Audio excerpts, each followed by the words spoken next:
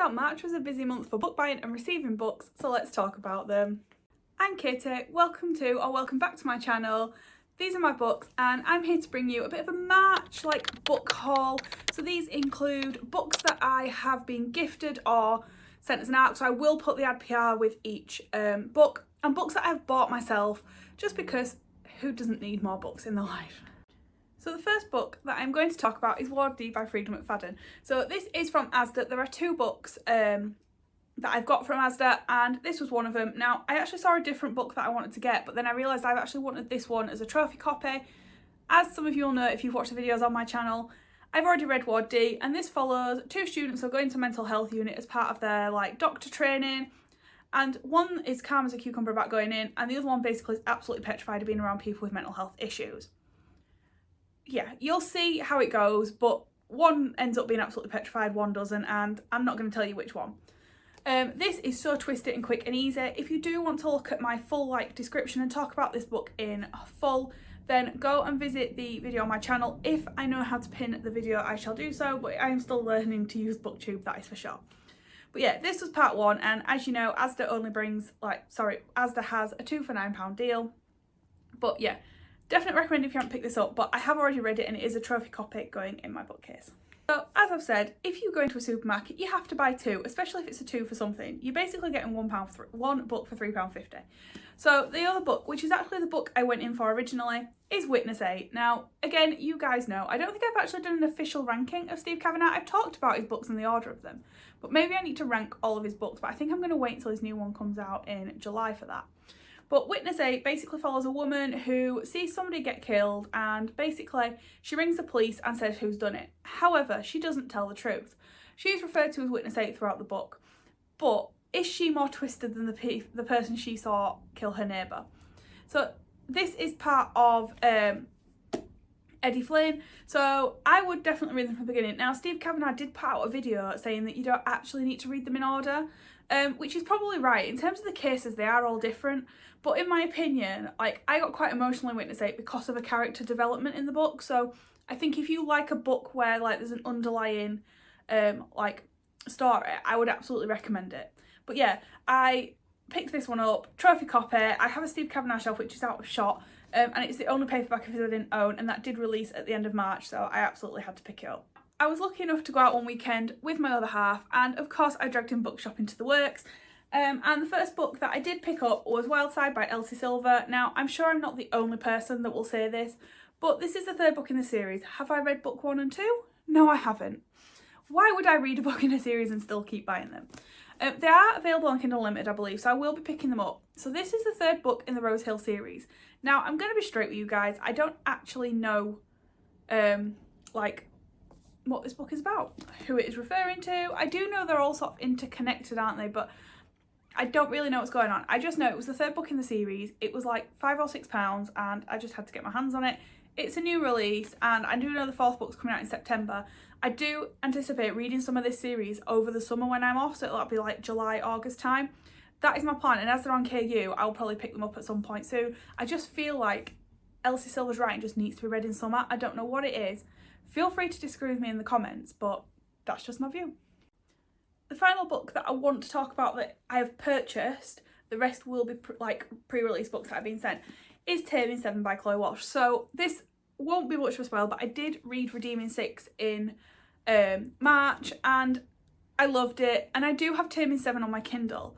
However, I kind of feel when you're getting immersed in these books, it is so much better to read them physically. I don't know what it is. The books are quite chunky. This is the thinnest one so far, but I just feel like you just need to read the physical. I don't know what it is. Even though the books are heavy and hard, I start off reading on Kindle, but I just get so much more immersed in the experience.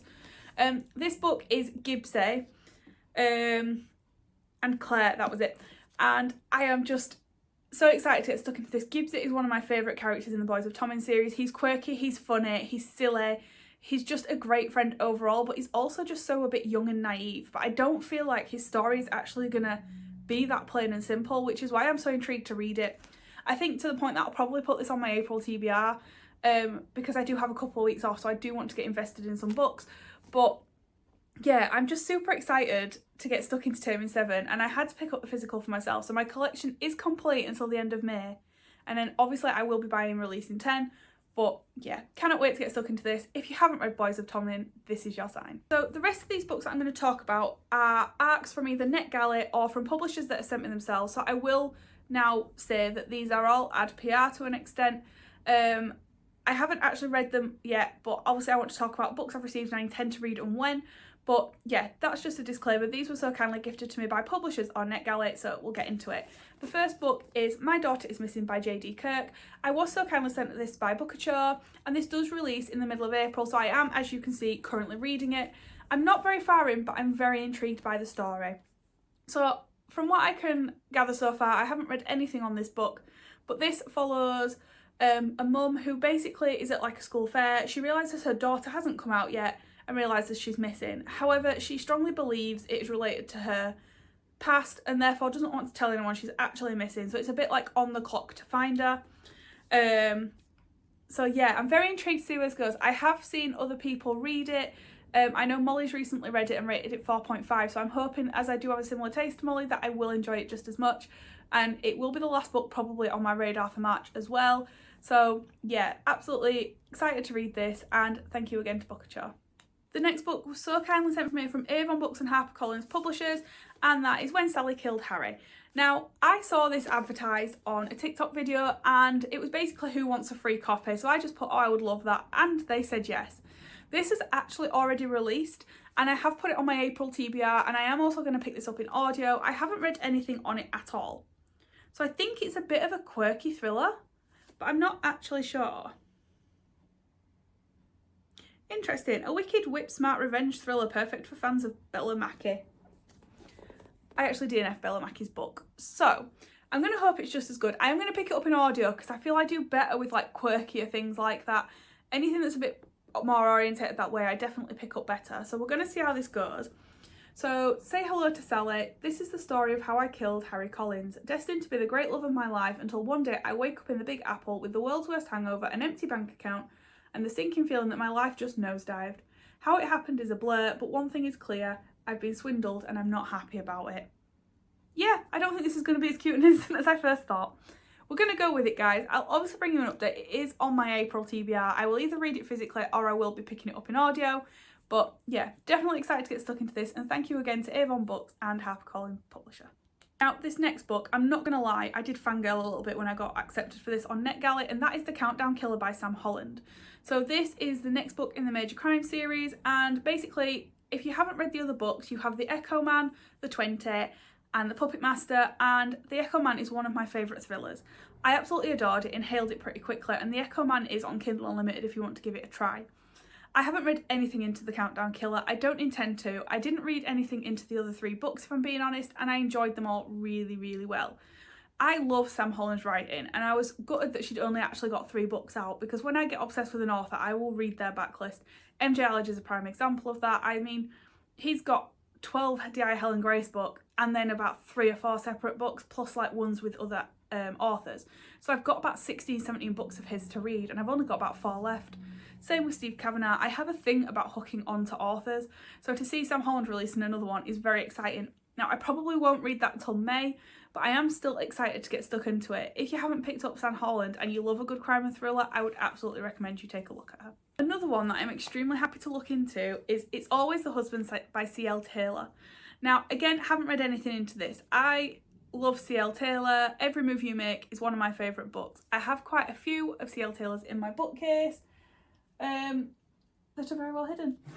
But yeah, so again, they're all on here, and C.L. Taylor is just such a good author, and I'm really, really excited. I don't know why I looked behind me, guys. Welcome to the chaos of my booktube. But yeah, so I haven't looked anything into this one again, but I love C.L. Taylor's writing. Again, I have so many thriller authors I can dip into, and that will probably go to be an auto buy. So I am excited to see what this brings. Again, I haven't read anything about it, guys, so I can't even tell you about it. I will bring it up now and give you a bit of a synopsis. Guys, I've just read the synopsis and the first line already has me hooked. One dead wife is tragic, 2 looks like murder.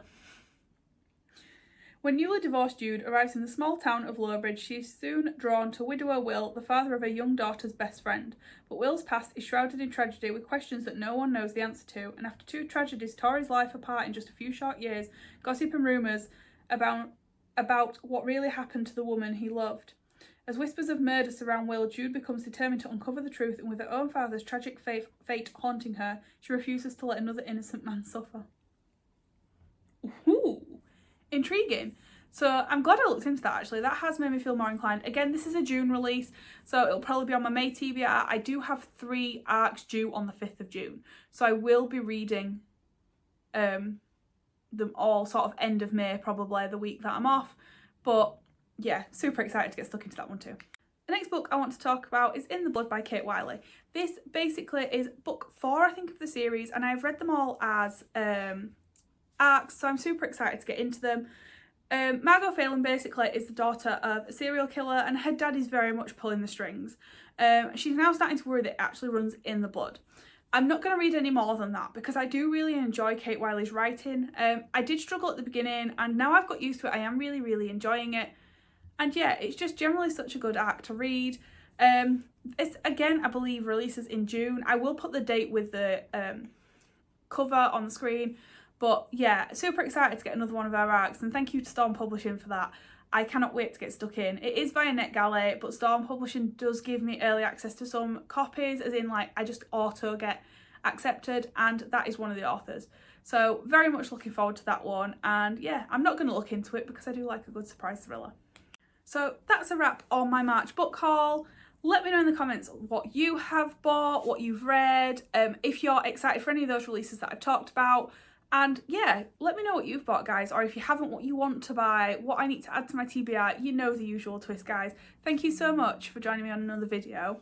As always, please click that like button. It really helps push my video. And if you want to see more of my videos, click that subscribe button, and I'll see you on the next video.